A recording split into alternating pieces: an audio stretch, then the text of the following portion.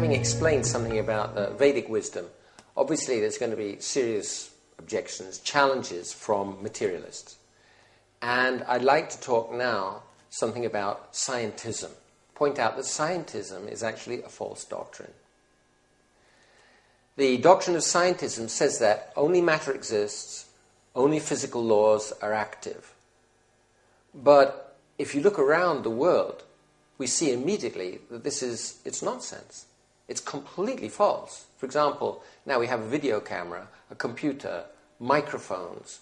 These things don't come together just through the physical interaction. Somebody has to make them. Someone has to bring all the materials, copper from wherever and silicon from wherever. Very, very artificial processes of making very, very pure copper, very, very pure aluminium, very, very pure silicon. And this doesn't happen through the physical laws. Mathematically, it can't possibly happen just through physical interactions alone. And so we see that, for example, physical laws can't produce computer. Physical interactions can't produce a perfectly tuned grand piano or a sitar. They can't produce a ship in a bottle, for example, which is made to look as though it couldn't possibly get in there by the physical laws.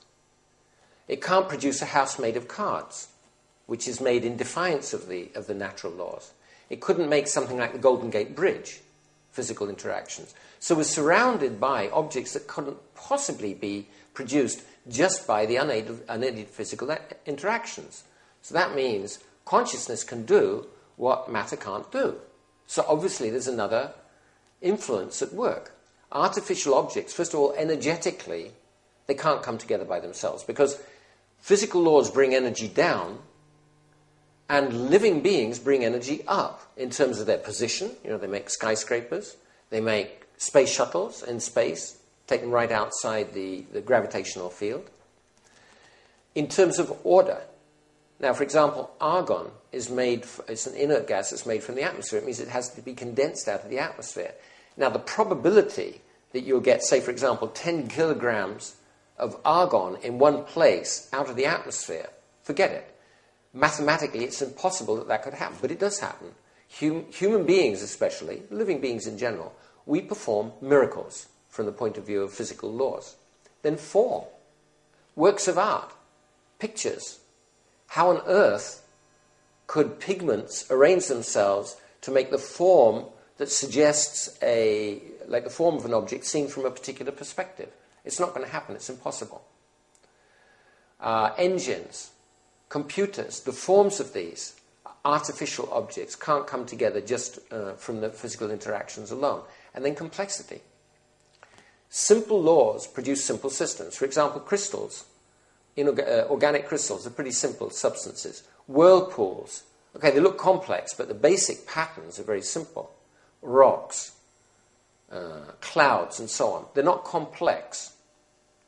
But if we look at a telephone directory, for example, it's highly complex. The information in there is very, very concentrated. If you look at an engine, it's very complex. An information system is very complex. So complex systems are produced by complex laws. And simple systems are produced by simple laws. So we see very simply that there's laws of matter and laws of life. And now, another point.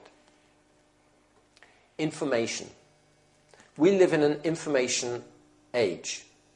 But the physical laws don't produce information, they destroy information.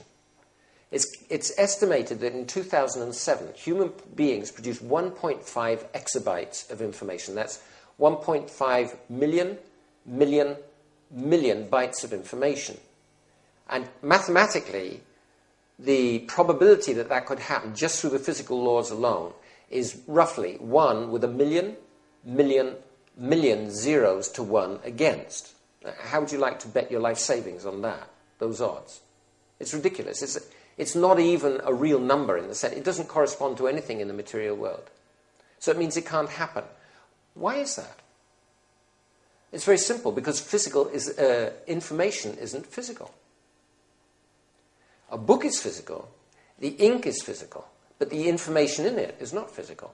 It doesn't have temperature, it doesn't have length, it doesn't have mass, it doesn't have velocity. It's a non-physical entity which produces a real effect in the physical world. So there's no way that anyone can ever explain how physical systems can produce a real non-physical entity like information.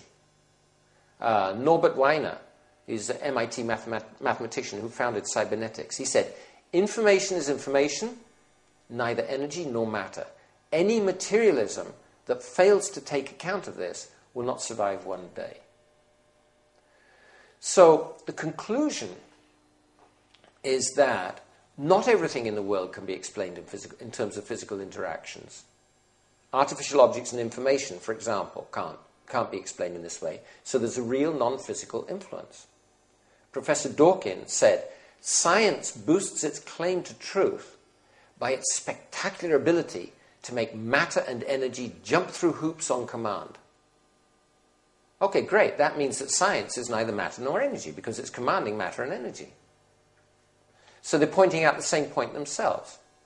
Consciousness does what matter does not do and cannot do.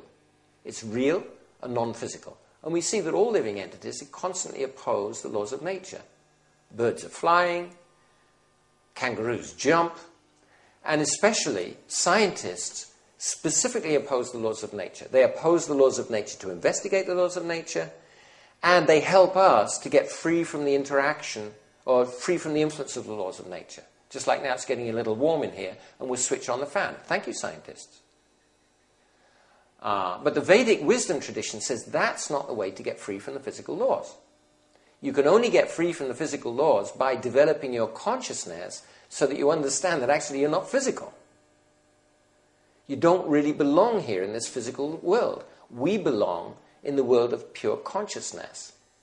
And what we need is a worldview that explains how we can live here, as long as we're attached to the material world and our body, how we can live here peacefully, and at the same time elevate our consciousness to the point of self-realization where we can see who we really are and where we really belong.